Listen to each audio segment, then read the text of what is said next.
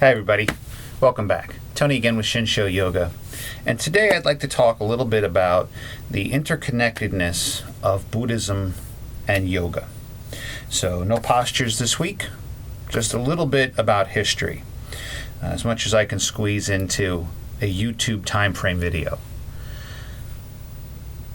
Buddhism is often, I'm a Zen Buddhist, and I found that in talking to people about Buddhism, it can often be misunderstood, and it's often elements of yoga and Buddhism.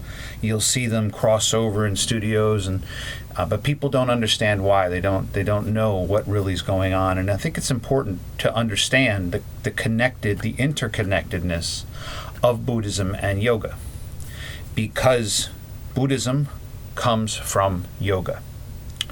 So I'm going to give you a little bit of history on Buddhism, and understand the history on the Buddhism is a little gray in that depending on what source you access, they're going to give you some differing stories. So I'm going to give you what I found to be the most basic in how it traveled, how it started, and its relation to yoga.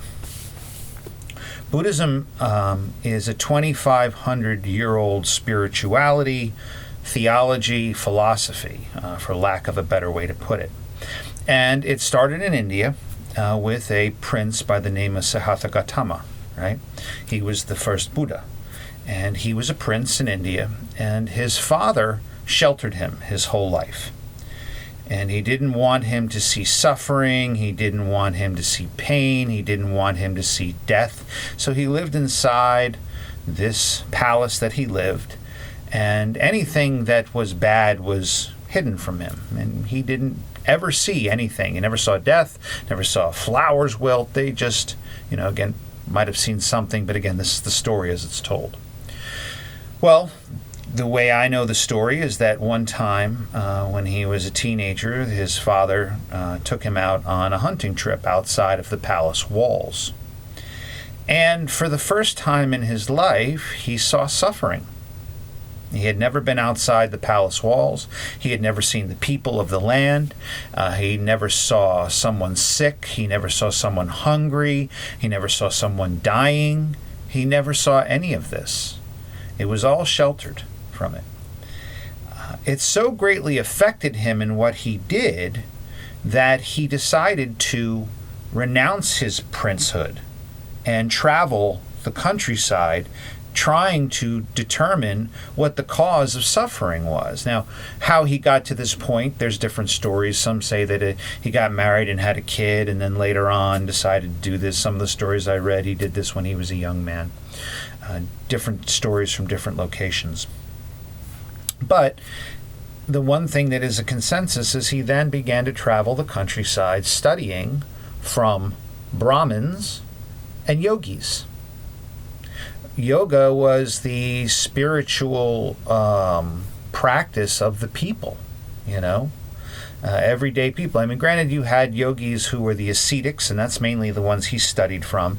Those are the people that live the austere, extreme lives. Those videos or pictures you see or commercials where you have, a yogi living in a cave, standing on his head for 24 hours a day, that is the life of an ascetic. And those are the people that he went and studied from, and went all around India. It's a big country, so where he exactly made it, again, we don't know. But in the process of doing this and learning meditation and understanding spirituality, the way the story goes is one day he was meditating under what became known as the Bodhi tree, and realized that all of life, the suffering of life, had to do with attachment. And that if we live in the present moment, and we are not attached to the future or attached to the past, just living directly in the present, we can relieve all suffering. And that's where the concept of nirvana comes from, of living in that present moment, the enlightened one, living in each moment, right? Not being bound by our pains of the past, anxieties of the future, etc., etc. So at this point, he went around India teaching his way. Again, it's not called Buddhism, just like Christ didn't call what he offered Christianity, or Christians. He just taught his way. And eventually, the around 900 AD, a monk by the name of the Bodhidharma, right, traveled from India to China, teaching Buddhism. He's that, if you ever see a photo of this kind of grizzled monk, with a big beard and a staff and a big belly, that's the Bodhidharma. And the story goes that he comes into China and begins teaching, and one of the places that he teaches is that he teaches to the monks in the Shaolin temples and such, because they didn't have any type of practice like this.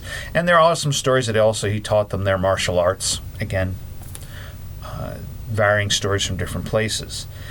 But in China, it gets mixed with Taoism and Confucianism, right? It gets mixed with their culture, and it becomes known as Chan, right? So Buddhism comes from India to China, mixes with their culture, and becomes Chan. Around, I believe, 1100 AD, somewhere around that time, it moves from China to Japan with a man by the name of Eihei Dogen, right? Dogen Sensei.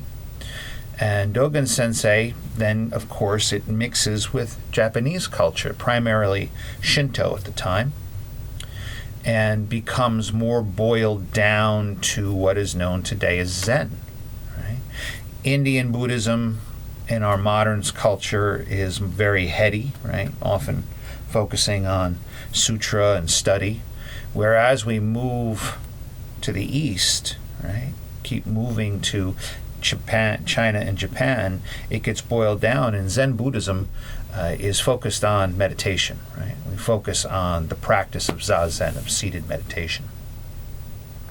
Then from there, Buddhism moves to America in the 1960s with two people. First is Suzuki Roshi, right, in the 1960s with the Soto school. I'm Soto Buddhist. Soto Zen Buddhist, and then Maizumi Roshi, who was with the Rinzai school around the same time. None of that matters really. It's just chicken shit of one side, who believes in whether you face the wall or you face in, but the two are interconnected. Buddhism comes from yoga, right? So what we do in yoga, right, is a reflection of what we do in Buddhism. Again, it is about the stilling of the mind. That is really the focus of the practice. As I was teaching my classes, the goal of yoga is to practice yoga, right? We don't worry about what we're going to do, right? Well, I need to get more flexible. I need to burn calories. I need to open up the back of my legs. Every time my mind is constantly going, and the practice helps me with that. Well, that's good, but if the practice is a distraction, that's not good, right? We come to our practice to learn to still the mind, right? That's the main focus of yoga, or sometimes called in Sanskrit chittavitri, right? The stilling of the mind, which we refer to in Buddhism often as the monkey mind, right? And we use our breath to do that. So the breath that we use in yoga, right? We move with the breath, we follow the breath. It's the same breath we use in Zen, right? Maybe done a little differently, some differences. But again, the breath in yoga, especially hatha yoga, you focus, as one of the things, focusing pranayama, which is all of the breathing techniques, some of them quite complicated, but again, the focusing on the breath to still the mind. Right?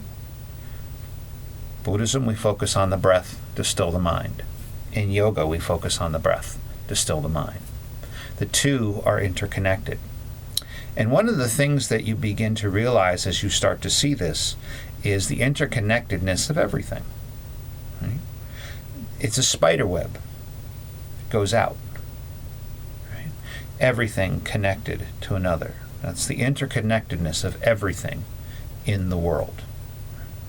So just by seeing something as simple as how Buddhism began, starting from yoga, right, and studying with the Brahmins and the yogis, and moving to China, mixing with Taoism and Confucianism, and moving to Japan, mixing with Zen, and now we have in America, our own versions of it that's mixed with ours. That, in my opinion, isn't always as spiritual as I think the original practices were, but I'm not here to judge. That interconnectedness is important. Understanding the interconnectedness of that can help you understand the interconnectedness of everything. Just that little piece and how it all connects and it all branches out from there. So, just a little bit of a history lesson today, right? Just a little bit about Buddhism, a little bit about yoga, help you understand a little bit more about why you practice. Whatever reason you come to your practice is your own. I'm not trying to give you one. But knowing where it came from and what its strengths are, what it's kind of designed to do, can help you really take it on fully and make that practice a complete part of your life. And make sure it's not just a distraction. Make sure your practice is not just a distraction. You can take this fully into your life without becoming a yoga teacher. You can make it part of your life, and it can change it.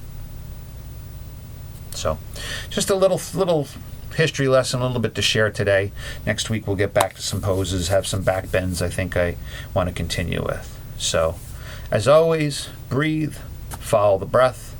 As your thoughts arise, acknowledge them, allow them to pass by, and return to the breath. Any questions or comments, feel free to leave them below. Happy to respond. Thanks again for watching. Namaste.